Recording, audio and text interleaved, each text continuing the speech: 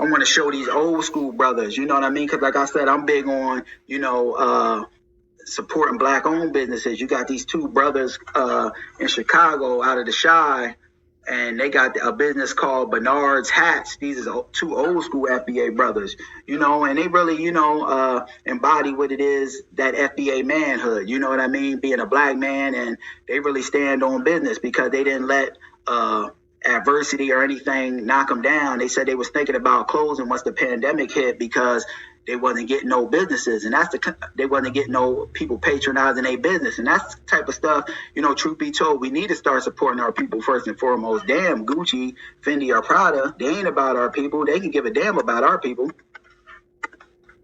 You spend money with people that look like you, that be in your community, you know what I mean? That's how you take control of power, You don't really, other groups really don't move to spend money with other people. And that ain't hating on no other group. That's just, self-preservation. You know what I mean? And making sure that your group ain't erased, that your group will be able to financially compete, because having money, that's a form of power, and when you don't have money, doors won't even be opened up to you as a, as a group, you know what I mean?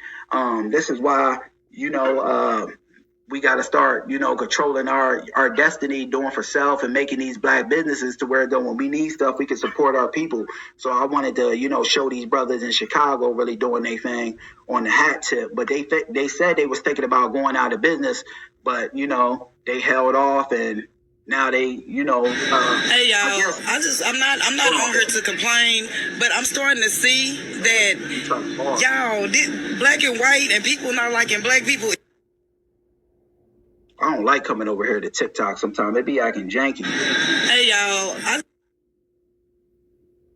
Freezing and whatnot. But some of the videos, some of the things I be wanting to touch on, they be over here. So I got to come here. But this app be glitching on my computer for some reason. But here go the video of these two FBA brothers doing their thing. Here we go.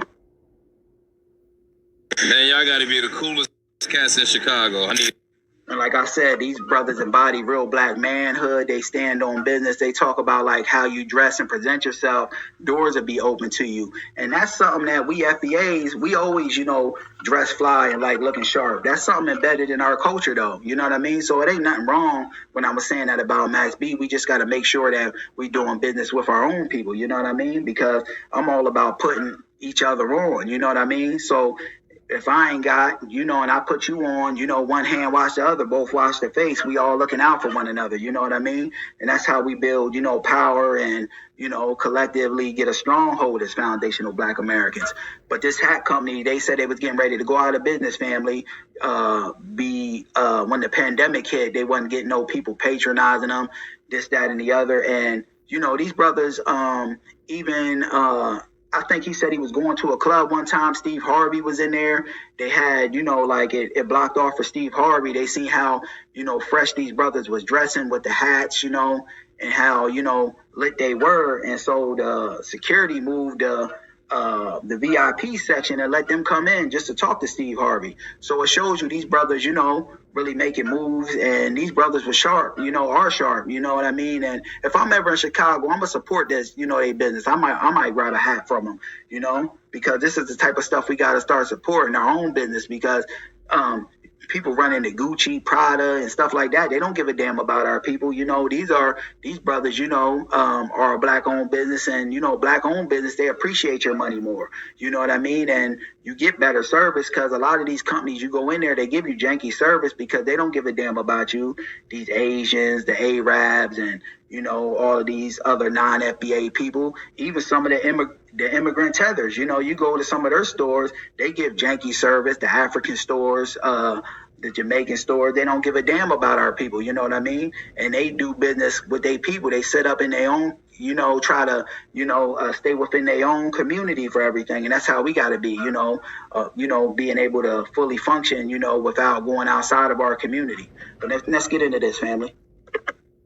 Yeah, tour this business today. Right, I gotta see it. Come on, follow us. All right, let's do it. Welcome to my store. This is Baron Brown, and I'm Bernard. We started this business in 2002. We started having hat parties to drum up business, and it worked very well. Pandemic came and business started slowing down. We haven't been able to recover from that yet. I decided that business is slow and I was going to go out of business, and something told me, sit down, Bernard, just sit down and wait for a sign from the Lord to tell you whether you're going to go or not. And one day, Brown and I were down in Hyde Park, and Malik came, and he asked if he could interview me. We didn't know the impact it would have because we didn't know anything about it. Yeah, that's right. That's right. So what we did was we went with it, did the interview with him and everything, and people calling me from... You can tell these brothers right here really standing on some FBA manhood shit. You know, if I was there, I'd be just soaking up all of the game these brothers got, because you can tell they got wisdom just from their disposition, how they dress, you know. They come out of an era, you know, of when black people, you know, was having like our own businesses was normal protocol. You know what I mean? I think what really got us out of that stuff was integrating into their system. We should have kept our own systems and institutions, you know, back in the day, to where though, you know, we were having our own, because when we when they had that integration thing, you know, some of our people was running off to support, you know, their businesses and forgot about our own. You know what I mean? So I would really soak up these brothers' game, because you could tell these brothers really stand on business, just how they demeanor is. You know what I mean? All over the country, you know what I mean? So now we trying to hold on based on that sign from the Lord. So we good on that end. Now all we need to do is just hold on, and that's right. This is just not a store. This is how we carry ourselves. If you're a real man and you want a real hat, come see us. Customer now, he come to pick up his hat, you know. See, they on real FBA manhood shit, you know, and they was talking about just hold on, you know what I mean? The perseverance of us foundational Black Americans, it's impeccable, because them brothers just could have, you know, shut their store down, to where though when the pandemic hit, they said they wasn't getting no sales like that. They could have just shut down, you know what I mean? But they decided to keep on going because they had a vision, and, you know, they was going to do their vision by any and all means necessary. So salute to these brothers on that. I mean, how you doing? I'm here for my hat. That's right. If you do what you enjoy doing, you never work a day in your life. You hear what that dude said? He said he came all the way from Italy, you know, which shows you the quality of these brothers' hats, you know what I mean? So, you know, salute to these brothers. Like Steve Harvey came to Chicago to get on the radio show. He had a party. And the brother said, you know, if you do what you like doing, you'll never work a day in your life. That's real game right there. You know, I've long heard that, you know, when you do what you're passionate about, it ain't really working because you want to do it, you know, because a lot of people getting up, you know, going into jobs, you know, just for the paycheck, punching that time clock. This is why I'm really, you know, on the doing for self mentality that, you know, Farrakhan and Elijah Muhammad always, you know, talked about and preached, because you got to really do what you love, you know what I mean, to really feel sustained and fulfill yourself, you know what I mean? So what these brothers is doing ain't really even work, because they doing what they love, you know, and I've long heard that.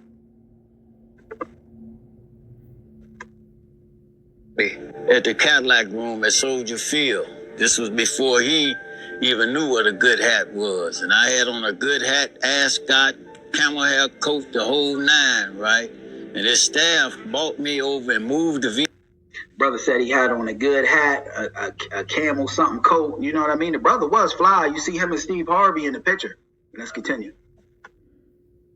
VIP roast and had me come over and meet Steve. See, that's why I tell you, the way you are dressed determines the way you are addressed. Reintroduce yourselves to soul music. That's true, though. The way you're dressed, you know, the way you dress is going to be the way you're addressed, because if you go into an establishment all bummy, you know what I mean, you could have $1 million, but just based off of, people are going to judge a book by its cover, just based off of how you look. People ain't going to want to, I know it ain't right, but they ain't going to want to provide you with tip-top service, you know. When you're dressed right, you know, people have a little bit, you know, more respect for you, and you know what I mean, and the way you carry yourself, you know, because people could tell someone when they dress right, they care about themselves, and you know, it just, things are a little bit, you know, more doors are open for you when you know you dressed impeccably, you know, and they could tell you take care about you care about yourself and whatnot. Not called soul music for nothing. to give a lot of answers to the questions that you be having, right? You know, black people the smartest people in the world, they just don't know it, right? When we find that out and start taking advantage of it, we don't need them. You know what I'm saying? We create. And he giving up game right there. He said black people the smartest people in the world. We don't need them once we find that out. You know what I mean? Because we as foundational black Americans damn near invented everything over here in America. And then, the white supremacists, remixed it and took control and claimed it as their own. We created country music. We was the first cowboys, like I talked about earlier. You know what I mean? We was doing it all first. You know what I mean? Rhythm and blues, jazz, country, hip hop, you name it. You know what I mean? We got a long list of contributions, as foundational black Americans. Potato chips, the light, we done it all. You know what I mean? And we just gotta, fully, see our greatness, because we great as a people, as foundational black Americans.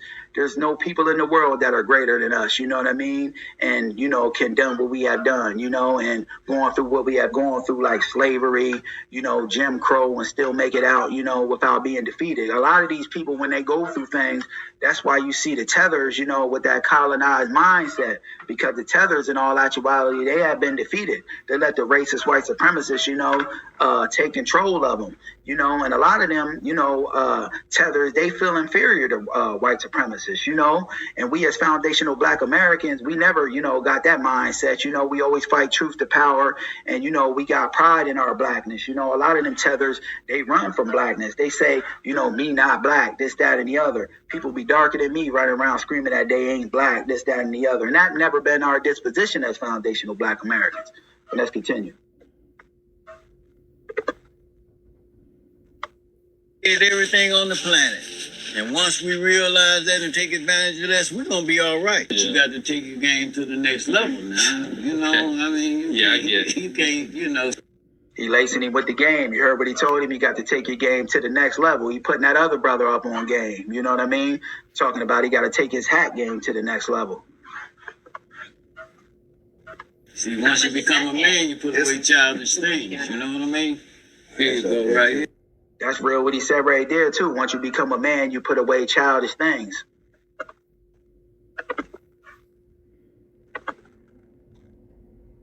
And you put away childish things, you know what I mean?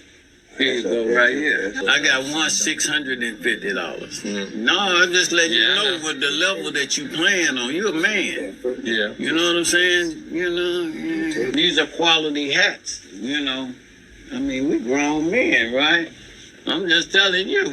Watch this. Once I know Watch this. Watch this. Watch this. Pay attention, man, please.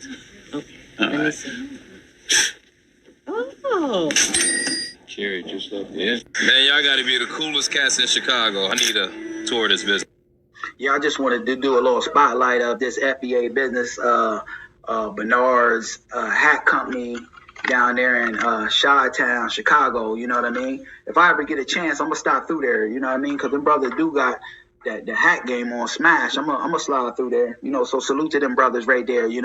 For not giving up and following through on their dreams. And these are the kind of businesses, though, family, we need to be supporting. More people that look like us, people that's of the lineage. You know what I mean? Because they value that money more. And these people keep, our people, we keep the money in the community. We ain't going off somewhere, to another community, putting that money into that community. We keeping the money locked into our community.